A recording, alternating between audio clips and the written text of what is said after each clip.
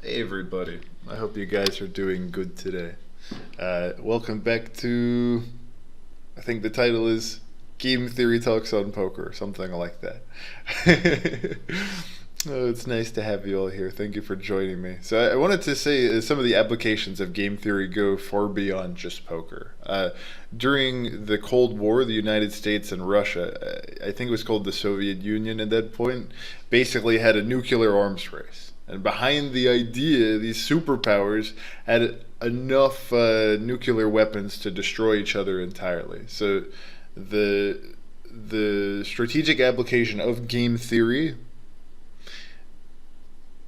basically shows that neither side would initiate a nuclear attack because they would be very afraid of the other side shooting back. You could call this like a retaliation, and it would probably trigger a very devastating retaliation because they're nuclear weapons. So there's a very delicate balance in game theory, and it's all based on rational decision making, which is based on models. Well, actually, it's based on our own intelligence, but game theory gives us some models, some principles that we can start to think about individually and see how they apply to a broader spectrum of decisions. And really, poker, this is the greatest place for it.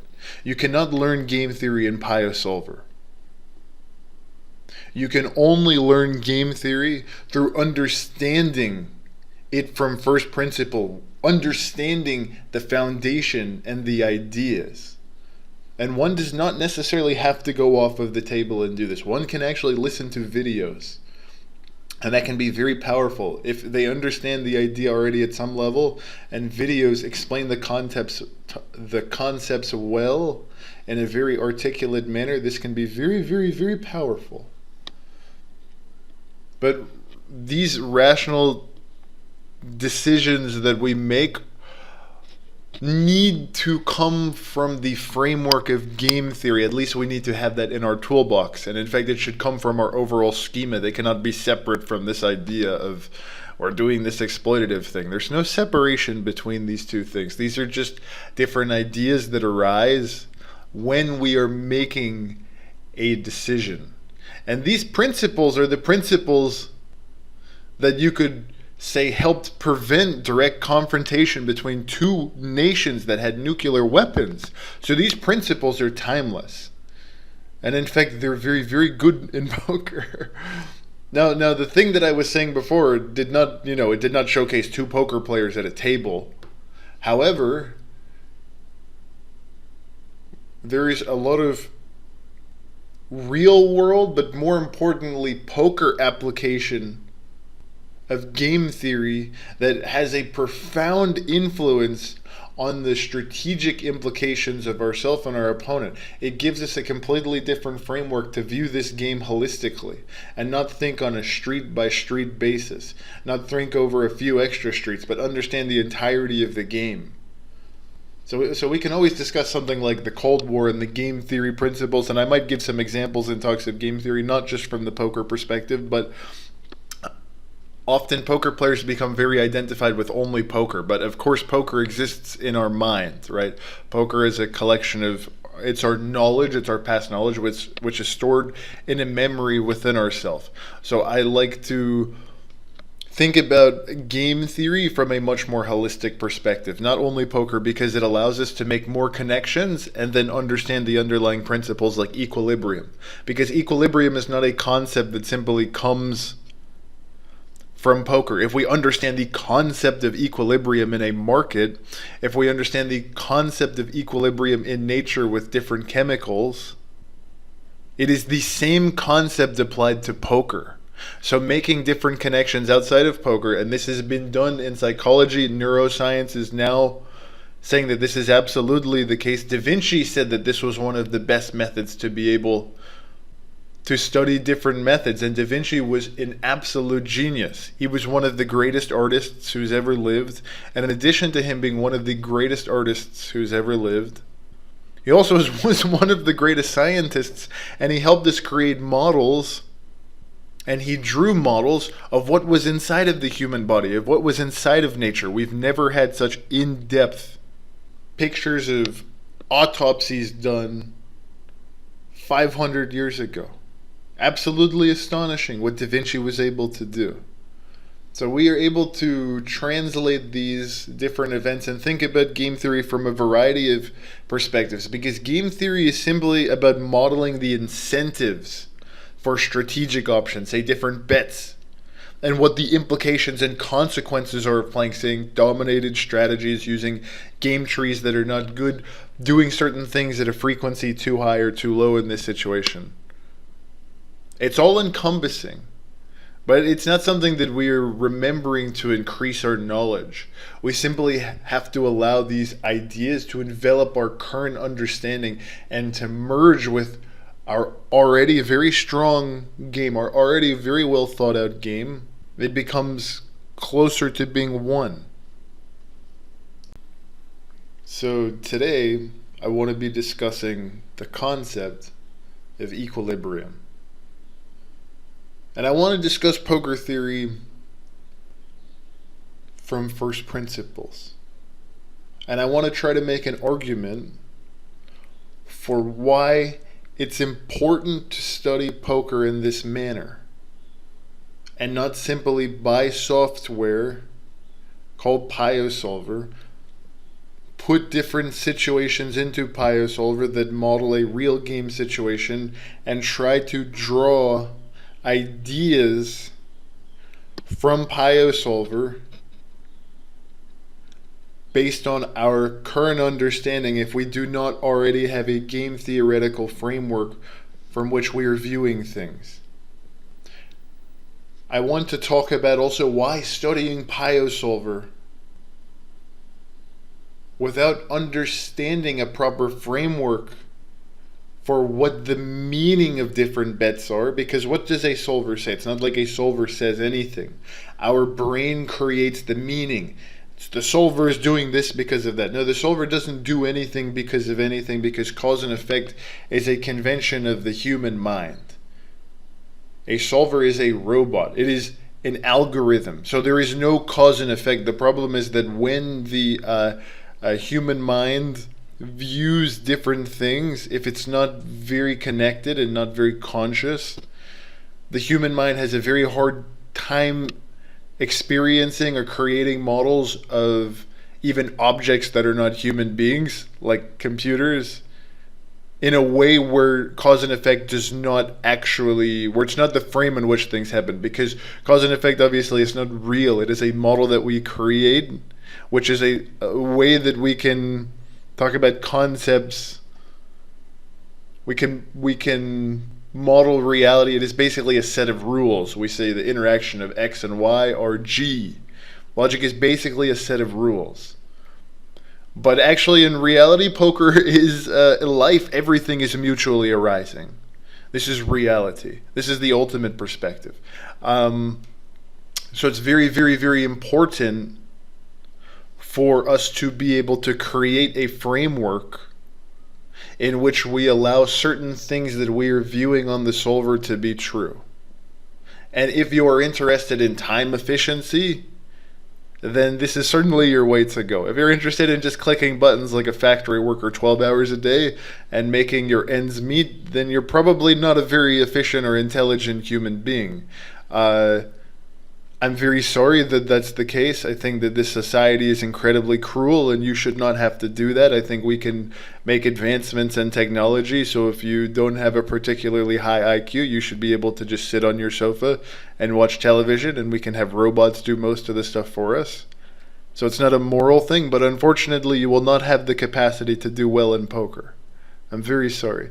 But I believe that the number of people that play poker currently annually more than once a month is over 50 million.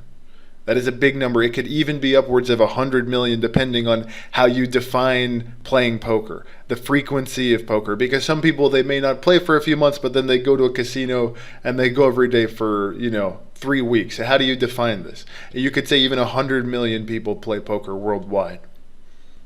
Okay? And only 2% or 3% of these people actually make enough money in the country that they live in to make a living relative to their expenses.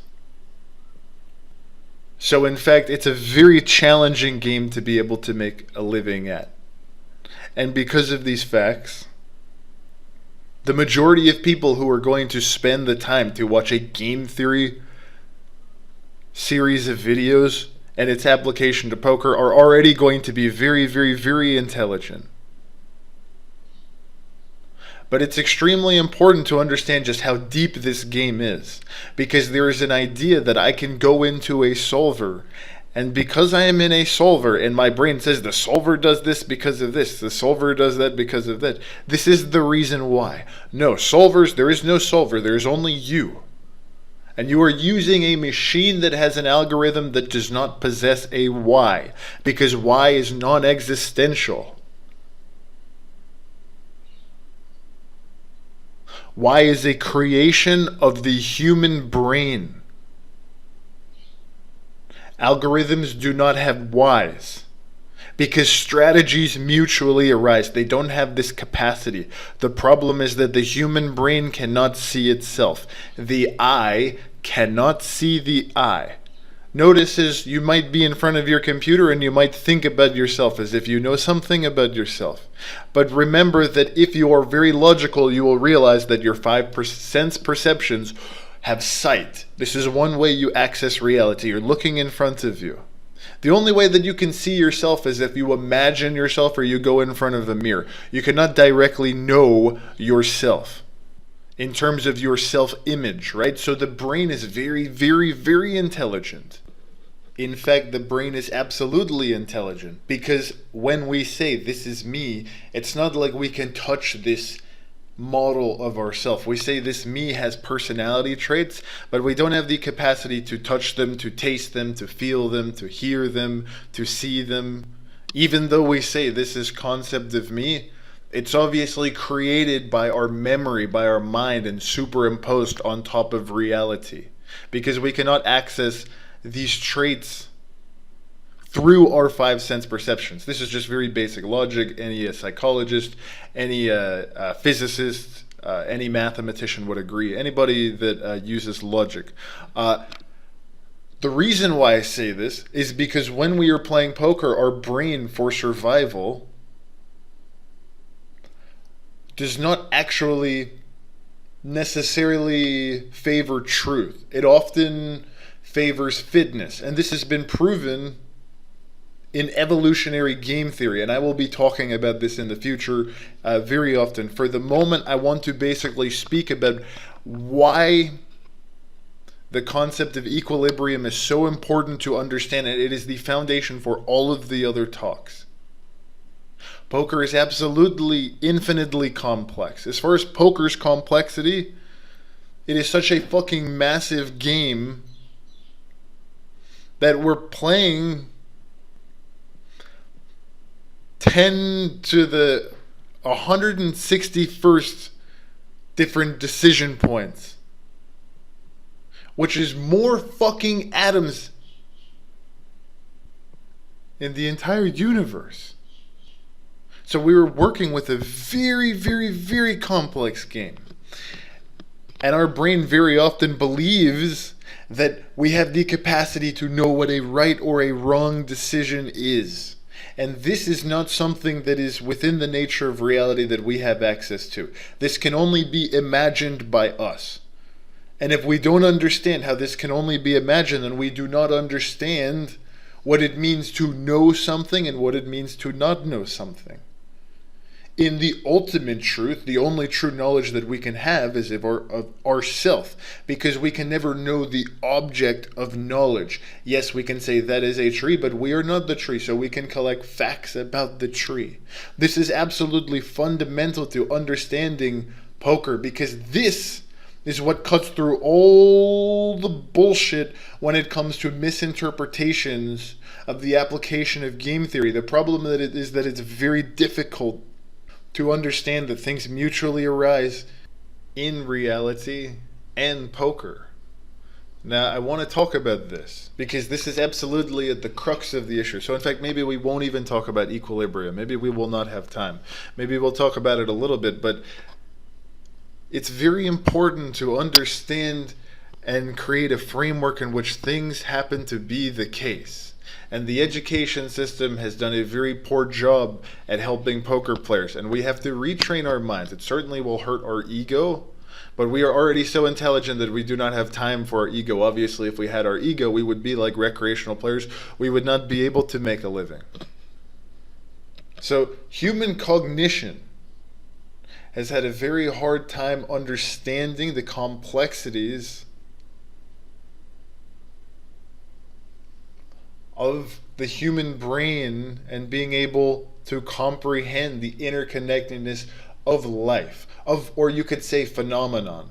I would not say life, it's a little bit less scientific. We should say the interconnectedness of phenomenon, because the brain has been trained through the education system to think on a very simplistic cause and effect model to basically make a very safe feeling for us in our sense of self in the world.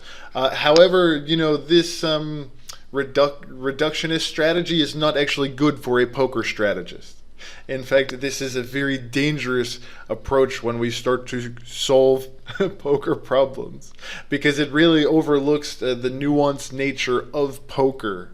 It overlooks the fact that we need to expand our mind to be able to perceive the holistic picture. There is certainly an inherent challenge in comprehending mutually arising, but this is because of the education system's reinforcement in linear thinking. So I do want to talk about the utility of cause and effect, but only as a utility. It certainly is not something that we can use very deeply when it comes to strategic thinking. And this kind of pervasive limitation of the human mind to always miss the forest for the trees. Think about that analogy. It's very important. Do not miss that. This pervasive limitation of the mind to miss the forest for the trees.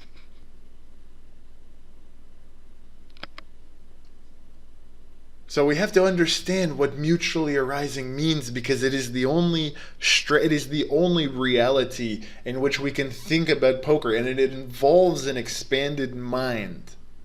You cannot think about game theory and Pio Solver without an expanded mind. If you are using the same mind of the education system in terms of A, B, C, or D, then you do not understand reality. And you certainly will not be a Napoleon. You certainly will not be a Genghis Khan. You certainly will not be an Albert Einstein. You certainly will not be a George Washington. You are not a strategist. You are not an Alexander the Great. But you can be. You can absolutely be. But what it takes is a willingness to expand one's mind to be able to think about things in terms of mutually arising and get out of this very oversimplistic game that we play with ourselves to make ourselves feel better. This is because of that. End of story. If you ask a physicist, you cannot solve any problems in this way. If you ask a real game theorist, you cannot solve any problems in this way.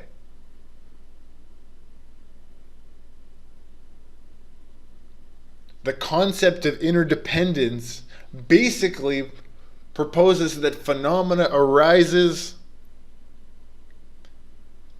in dependence on mutual causes. It's not one thing. This, because of that. No. In fact, There are multiple conditions in which there can be multiple causes rather than a single linear one-dimensional cause. But the brain, the Homo sapien brain,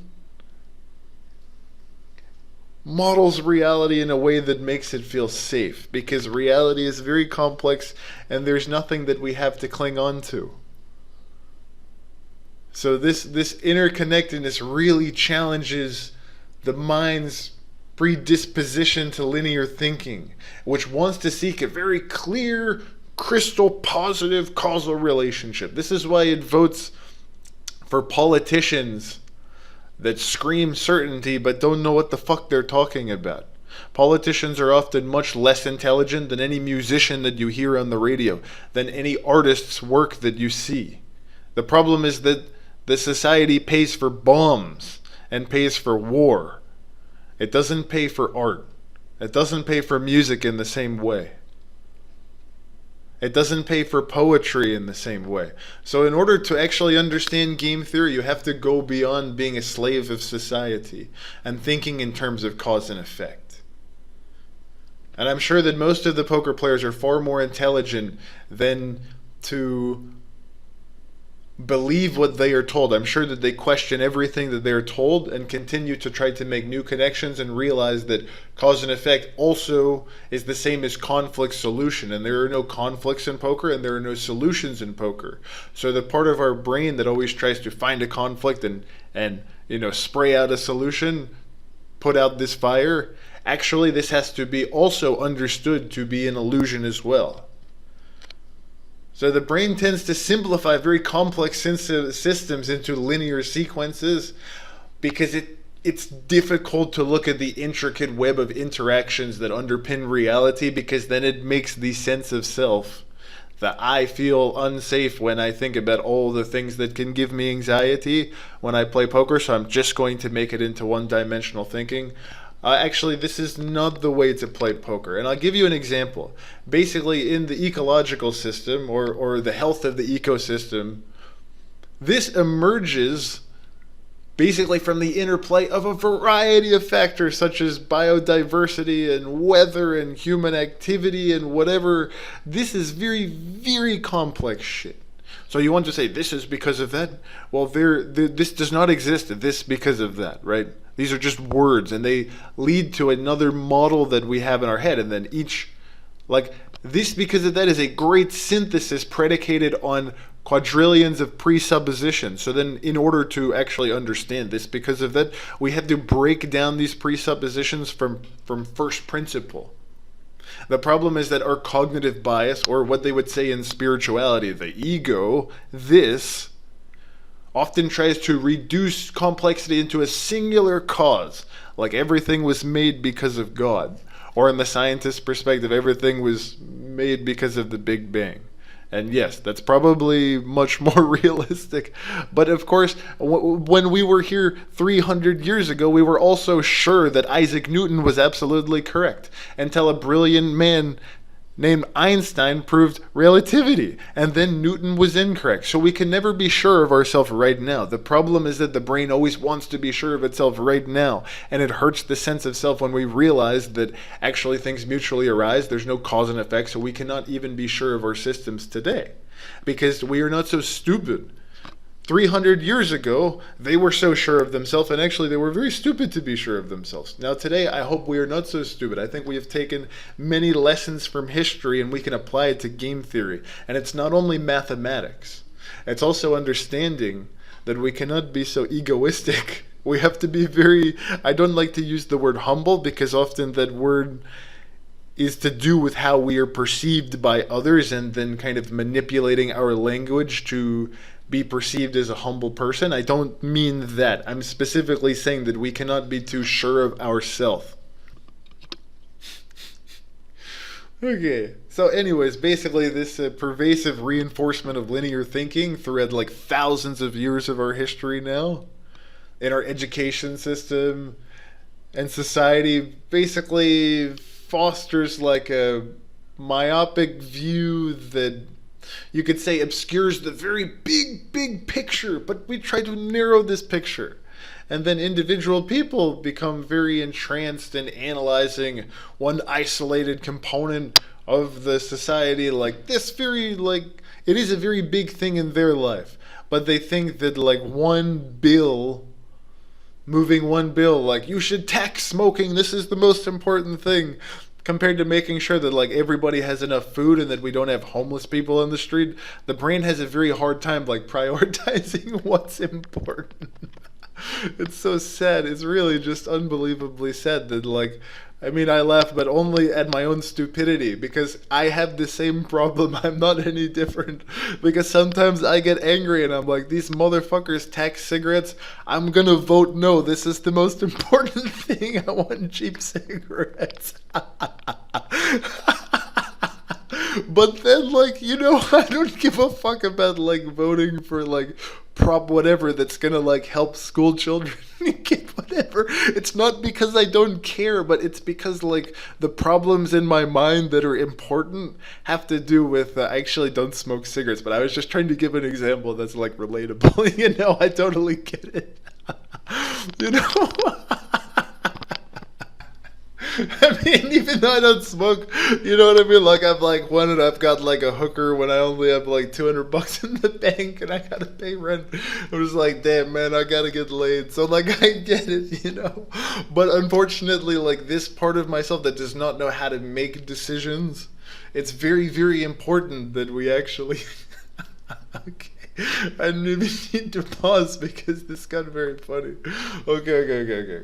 Sorry, I'm calming down. So, this narrow focus impedes our ability to address, like, a very, like, systematic issue and then anticipate these sort of unintended consequences of the system. So, for instance, there are African American people that say, I want reparations for everything that happened, and then there are bills like affirmative action, and then there are people that are like, no, these African American peoples were not slaves. That was a long time ago. It doesn't matter. Fuck them. I don't want to lose what I have. And then there's the other, I'm not on their side or against them. I really don't give a fuck. I'm just trying to, like, give this perspective of, like even though these people were taken from their islands, sold by their own people to people that became Americans, used as slaves against their will for generations and generations, completely broken, so inhumane. It's like we spend $2 trillion a year on, maybe multiple more $1 trillion a year on war, but then we have, like, people sleeping in the street of all different races, of all different genders, of, like, you know, that's the kind of shit where, like, we don't necessarily know how to prioritize things that are important. We spend $2 trillion a year on the military, and then we've got people in Africa that don't even fucking have food and water. Right? This is like I'm like, this is really crazy shit. It's just the way that we prioritize things, and it's because of linear thinking, and it's because of the way that the ordinary mind thinks in cause and effect. So, unfortunately, solutions to multifaceted problems often fall short, and it basically perpetuates, like, these kind of cycles of crisis and intervention, and they don't really like, address the underlying systematic dysfunctions or the root causes. And this is basically what I want to be talking about. The human brain's inclination toward linear thinking, coupled with, like, the reinforcement of, like, very simplistic cause and effect models, creates, like, serious barriers to the poker player that is coming to the video and wanting to be a good strategist. And I want to give everybody as much information as possible so we know what cognitive biases to actually look out for, because I believe that all of us, I mean, I don't know, maybe you or you know some people that may be an exception, but I am definitely not an exception. I'm probably much more degenerate and messed up than most people that I know. I'm not sure if that's because I'm a poker player and I like hookers, or if that's because I just am a human being. I mean, I'd like to think it's because I'm a poker player, because that sounds way more cool. But I don't know. I mean, linear thinking does offer some kind of, like, practical utility in navigating, like, life. but like, we cannot have it in terms of like our holistic poker view, because it completely obscures like interconnected phenomena, different nodes, webs of a game tree. And basically, to actually transcend this limitation, we need to actually reevaluate the educational paradigms that we were sort of forced into having or shoved down our throats by the education system.